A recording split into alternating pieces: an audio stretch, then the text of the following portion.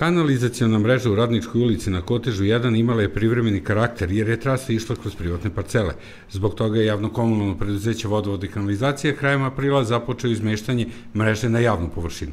Stara trasa fekalne kanalizacije išla je kroz bašte i bila je udaljena oko 30 metara u odnosu na novu, čija je izgradnja u završnoj fazi.